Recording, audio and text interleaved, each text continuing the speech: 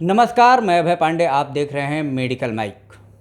Glaucoma या मोतियाबिंद यह एक ऐसी बीमारी है जो एक उम्र के बाद अमूमन हर किसी को हो जाती है। आज हमारे साथ मौजूद हैं जाने माने नेत्र रोग विशेषज्ञ डॉक्टर सुधांशु बंका जी। आइए इनसे जानते हैं क्या है ग्लूकोमा, इसका निदान क्या है और इससे बचाव कैसे किया जा सकता है। सर, बहुत बहुत स्वागत है आपका मेडिकल माइक में।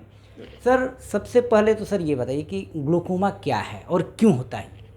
देखिए, ग्लोकोमा या हिंदी में जिसको काला मोतियाबिंद या बहुत से लोग बहुत से इलाकों में इसको समलवायु भी कहते हैं, यह एक आँख के नस की बीमारी है। भगवान ने हमारे आँख की जो संरचना की है वो एक कैमरे के समान है। यानी कि एक जैसे समझ लीजिए कि एक आँख एक कैमरा है और ब्रेन हमारा कंप्यूटर है। तो ब्रेन को आँख से जोड़ने वाला जो तार है वही हमारे आँख की नस है, जिसका अंग्रेजी में नाम ऑप्टिक नर्व कहते हैं।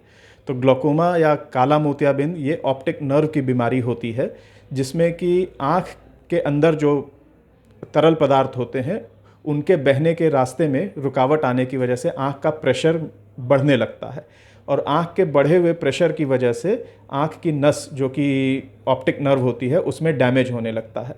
इस डैमेज की वजह से आँख की रोशनी में परमानेंट कमी आ सकती है और इसी बीमारी को ग्लोकोमा कहते हैं। सर, ये बीमारी आमतौर पर होती कैसे है। देखिए, ज़्यादातर केसेस में ग्लोकोमा जो है एक जेनेटिकली प्रीडिस्पोज डिजीज़ है। यानी कि इसका हमारे एनवायरनमेंट से या हमारे खान पान से या किसी और चीज़ से रिलेशन नहीं होता। हमारा जेनेटिक प्रीडिस्पोजिशन है, यानी कि आँख की अंदरूनी संरचना कुछ लोगों की ऐसी होती है जिसकी वजह से कि एज जैसे जैसे बढ़ते जाती है आँख का प्रेशर बढ़ने लगता है या आँख का प्रेशर और उस प्रेशर को सस्टेन करने की जो क्षमता है आँख की उसमें मिसमैच होता है। तो कभी कभी कम प्रेशर पे भी ग्लोकोमा हो सकता है। तो ये जेनेटिकली प्रीडिस्पोज डिजीज़ है, यानी कि अनुवांशिक डिजीज़ है, जिसमें कि अगर हम ऐसा कहें कि अगर मेरे पिताजी या माताजी को ग्लोकोमा है तो मुझे होने की संभावना बढ़ जाती है।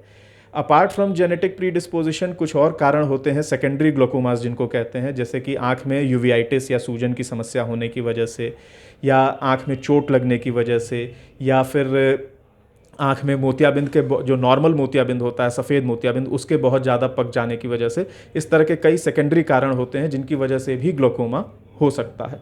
तो ग्लोकोमा एक एक्चुअल में एक मल्टी फैक्टोरियल डिजीज़ है। Most of the times primary glaucoma वो जेनेटिक प्रीडिस्पोजिशन के कारण होता है या सेकेंडरी ग्लोकोमा जो कि आँख की कुछ और बीमारियों की वजह से ऐसा हो सकता है। सर, अगर किसी को ग्लोकोमा हो गया तो फिर उसका निदान क्या है। देखिए, ग्लोकोमा के साथ सबसे बड़ी समस्या क्या है कि ग्लोकोमा को हम लोग अंग्रेजी में स्नीक थीफ यानी कि एक छुपा हुआ चोर है जो हमारी दृष्टि का। ग्लोकोमा एक ऐसी बीमारी होती है, बेचारा मरीज़ जो होता है उसको मोस्ट ऑफ द टाइम्स पता नहीं लगता कि उसको ग्लोकोमा की तकलीफ़ होती है, क्योंकि एक स्लोली प्रोग्रेसिव डिजीज़ है। यानी कि इसमें जो बीमारी बढ़ती है वो बहुत ही स्लो स्पीड से, बहुत ही धीमी गति से आगे बढ़ती है और रोशनी में कमी भी बहुत धीमी गति से आती है। पेरिफेरल विजन यानी हमारे साइड का जो विजन है उसमें डैमेज पहले होता है और सेंट्रल या सामने के विजन में डैमेज बाद में होता है। तो ज़्यादातर समय पे मरीज को पता नहीं लगता कि ग्लोकोमा की उसको कोई तकलीफ़ हो रही है। तो उसका डायग्नोसिस जो है वो डॉक्टर पे डिपेंडेंट है। इसीलिए हम लोग नॉर्मली मरीज को सलाह देते हैं कि साल में एक बार आँख की रूटीन जाँच करानी चाहिए। तो ग्लोकोमा का निदान नहीं संभव है, उसका कंट्रोल संभव है। जैसे डायबिटीज़ होता है, ब्लड प्रेशर होता है, इन बीमारियों की हम लोग परमानेंट उसको इलाज नहीं किया जा सकता, लेकिन उनको कंट्रोल किया जा सकता है। वैसे ही ग्लोकोमा को हम लोग कंट्रोल कर सकते हैं। ग्लोकोमा की वजह से जो नज़र में डैमेज हो जाता है वो डैमेज परमानेंट होता है। तो रूटीन चेकअप में अगर कभी भी हमें ग्लोकोमा का शक होता है तो ग्लोकोमा के कुछ टेस्ट होते हैं ये देखने के लिए कि आँख की नस में डैमेज कितना है और उसकी वजह से आँख की रोशनी में कितनी कमी आई है। एक OCT होता है या RNFL थिकनेस जिसमें कहते हैं, जिसमें कि हम ऑप्टिक नर्व की थिकनेस कितनी है, उसकी थिकनेस में कोई कमी तो नहीं आई है, वो जांच करते हैं। और फील्ड एनालिसिस पेरीमेट्री जांच होती है जिसमें कि रोशनी किस किस जगह पे आँख के फील्ड ऑफ विजन में कहाँ कमी आई है वो देखा जाता है।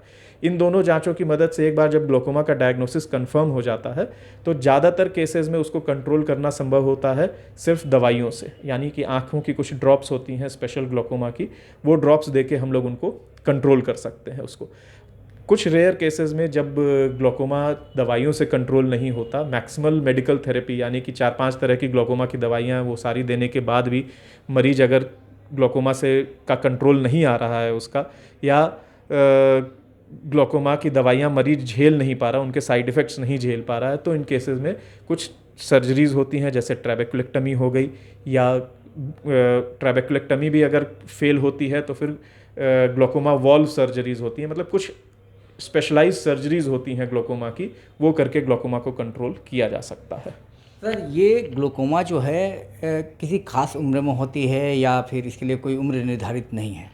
देखिए, ग्लोकोमा बच्चों को भी हो सकती है। कंजेनाइटल ग्लोकोमा होता है जिसमें कि बच्चा पैदा होता है, पैदा होने के साथ ही उसको ग्लोकोमा रहता है। जुवेनाइल ग्लोकोमा होता है जो कि यंग यानी जुवेनाइल एज ग्रुप में जब बच्चा रहता है, उस एज ग्रुप में भी ग्लोकोमा हो सकता है। और जो वैसे ज़्यादातर ग्लोकोमा जो होते हैं, जैसे जैसे उम्र बढ़ती जाती है, अगर हमारा जेनेटिक प्रीडिस्पोजिशन है तो उम्र के साथ ग्लोकोमा होने की संभावना बढ़ती जाती है। साथ ही साथ जिन लोगों को डायबिटीज़ है, हाइपरटेंशन है यानी ब्लड प्रेशर की बीमारी है या शुगर की बीमारी है, उनमें ग्लोकोमा का रिस्क फैक्टर ज़्यादा हो जाता है। तो उम्र से इसका संबंध होते हुए भी डायरेक्ट संबंध नहीं, क्योंकि ग्लोकोमा के कई प्रकार होते हैं। अलग अलग प्रकार के ग्लोकोमा अलग अलग उम्र में हो सकते हैं। तो अभी आपने सुना डॉक्टर सुधांशु बंका जी को, जिन्होंने बताया ग्लोकोमा क्या है और ग्लूकोमा को कैसे रोका जा सकता है, क्या प्रिकॉशन लिया जा सकता है।